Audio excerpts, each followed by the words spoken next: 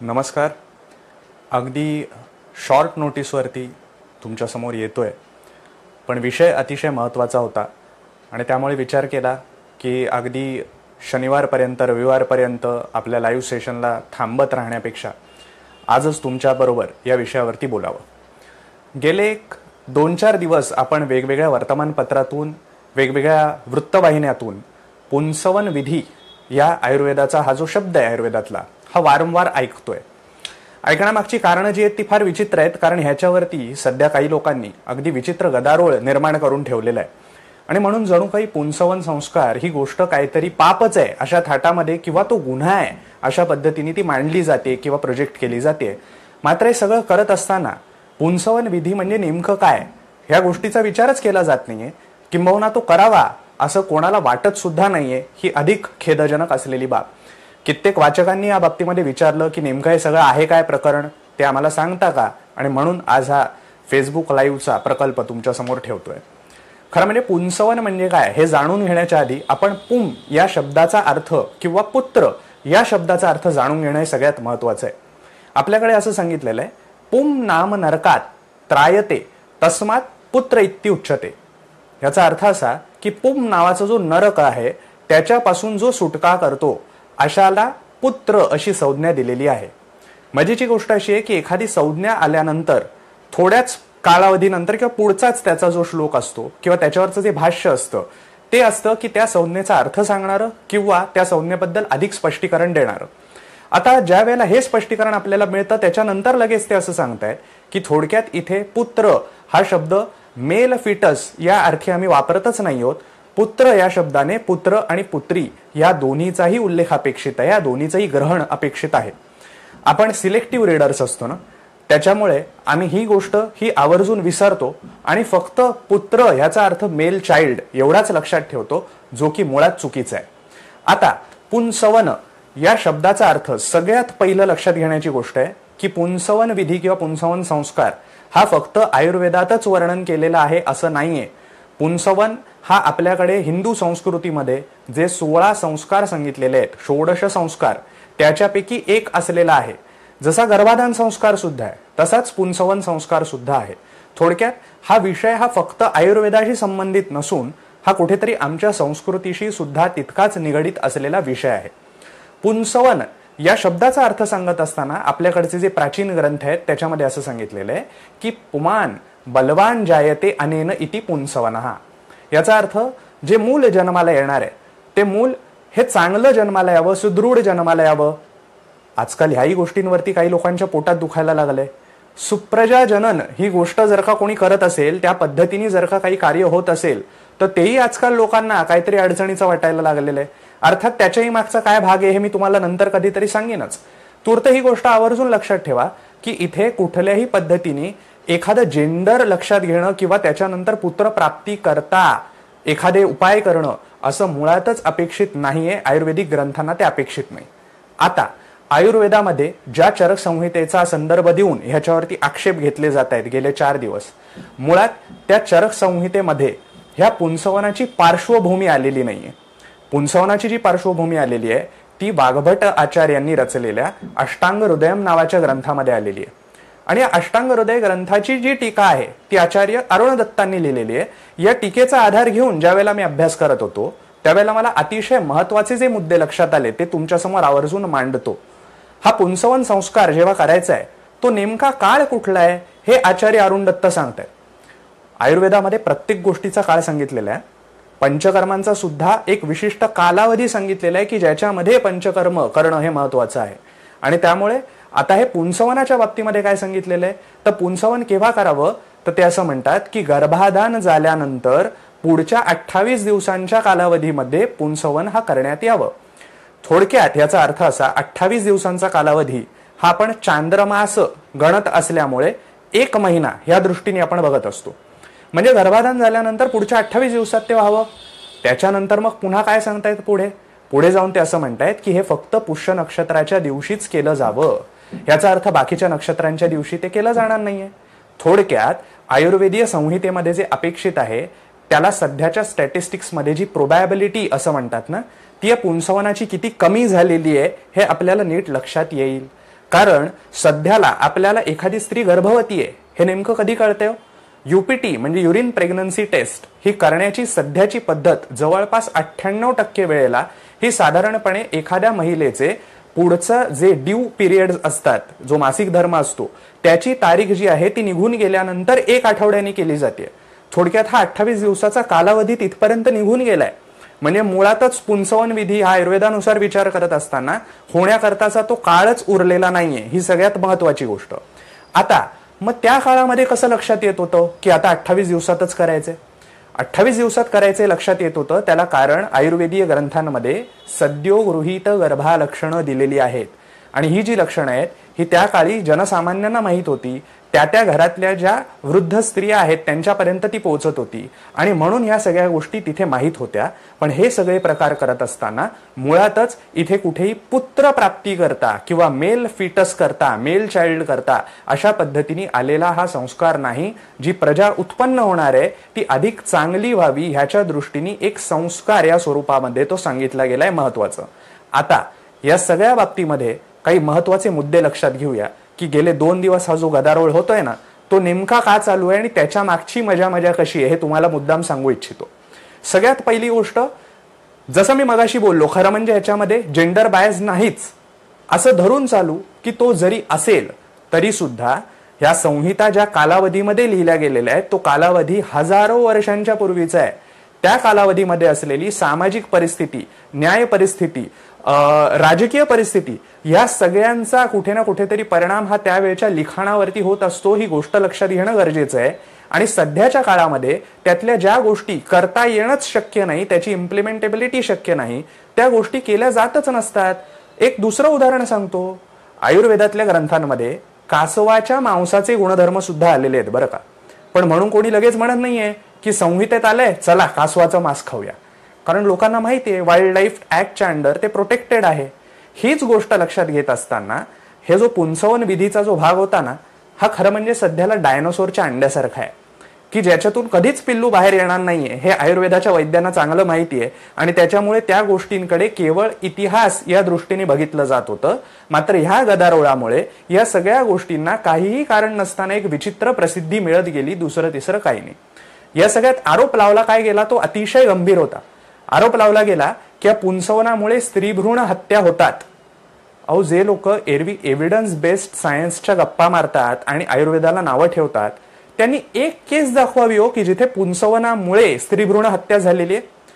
आणि ही जर का आपण दाखवू शकत नसू तर तुम्ही कुठल्या आधारावर हा आक्षेप घेताय की त्याच्यामुळे स्त्रीभ्रूण हत्या होत आहेत? मी त्याच्या पलीकडे जाऊन तुम्हाला सांगेन, स्त्रीभ्रूण हत्या दूर राहिल्या. आमचे चरक आचार्य जे आहेत ना ते असं सांगतायत की धर्मार्थो स्त्रीषु. स्वातंत्र्यवीर सावरकरांच्या शब्दांमध्ये जे जे उत्तम, उदात्त, उन्नत, महन, मधुर ते हे सगळं काही स्त्रीच्या ठाई आश्रित आहे असे सांगणारे आमचे आचार्य चरक आहेत. अहो, आमच्याकडे यत्र नार्यस्तु पूज्यन्ते रमन्ते तत्र देवताः असं सांगणारी संस्कृती आहे ज्यांनी कधीही स्त्रीभ्रूण हत्येचा पुरस्कार करणं दूर त्याच्याबद्दलचे उल्लेख सुद्धा केलेले नाहीयेत. तरी देखील हे जाणीवपूर्वक ज्या वेळेला रेटलं जातं त्यावेळेला मग मला हा प्रश्न विचारावासा वाटतो की ज्या रेडिओलॉजीमुळे, ज्या सोनोग्राफीमुळे गर्भाचं लिंग काय आहे हे निश्चित होऊ शकतं, किंबहुना तसं झाल्याच्या केसेस आणि त्यानंतर ज्या PCPNDT कायद्याचा हा सगळा उल्लेख केला जातोय ना त्याच्या अंतर्गत कारवाई होण्याच्या ज्या केसेस झालेल्या आहेत हे सगळं बघितल्यावरती हे लोक का नाही असं म्हणत की मॉडर्न मेडिसिनच्या अभ्यासक्रमातून सोनोग्राफीच काढून टाकावी? तिथे नाही म्हटलं जाणार ना. किंवा BBT सारख्या गोष्टी असतील, अन्य काही स्पर्म वॉश मेथड्स असतील, या सगळ्या गोष्टींवर बंदी आणावी असं म्हणून पुरस्कार का नाही करायला जात? त्या गोष्टींचा पुढाकार का नाही घेतला जात? फार कशाला. आज इंटरनेटमुळे सगळं जग आपल्या जवळ आलेलं आहे. किती वेबसाईट्स अशा आपल्याला दिसून येतील की ज्याच्यामध्ये अशा गोष्टी खुलेआम दिलेल्या आहेत. त्या गोष्टींवरती बंदी घाला. या बाबतीमध्ये का कधीच बोललं जात नाही?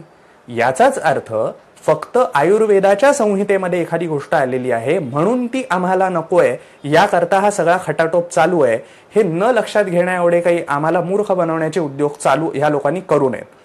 आता परवाला जे एका न्यूज चॅनलवरती ज्यांनी तक्रार केली ना त्यांना मी उपाधी दिली आहे तक्रार रत्न. ह्या तक्रार रत्नांनी परवाला त्यांना जेव्हा प्रश्न विचारले ते असे होते की तुम्हाला संस्कृत भाषेचं ज्ञान आहे का? ते म्हणाले नाहीये. बरं, मग तुम्हाला आयुर्वेदाचा अभ्यास आहे का? तोही केला नाहीये. बरं, मग ज्या संहितेवरती, ज्या चरक संहितेवरती त्याच्या अनुषंगाने तुम्ही आपले आक्षेप नोंदवते, त्या चरक संहितेतले मूळ संदर्भ तर तुम्ही वाचलेत का? त्याच्यावरही त्यांनी सांगितलं मी तेही वाचलेले नाहीत.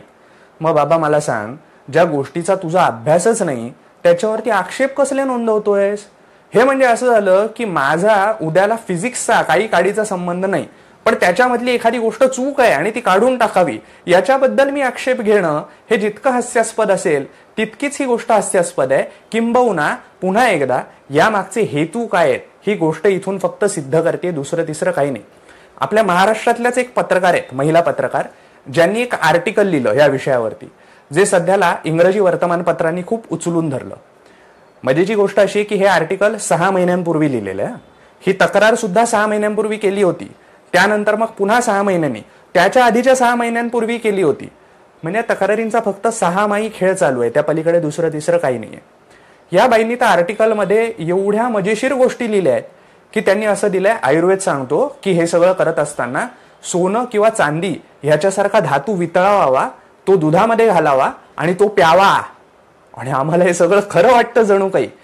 माझं या बाईंनाच विचारणं आहे, आम्ही जर का उद्याला तुम्हाला खरंच असा एखादा धातू वितळवून दुधामध्ये घालून दिला, तुम्ही स्वतः पिणार आहात का? कुठलाही शहाणा माणूस या गोष्टीवर विश्वास ठेवेल का की असल्या काहीतरी भंपक गोष्टी काहीतरी सांगितलेल्या आहेत, पण त्याच्यावरून फक्त साप म्हणून भुई थोपटणं चालू आहे.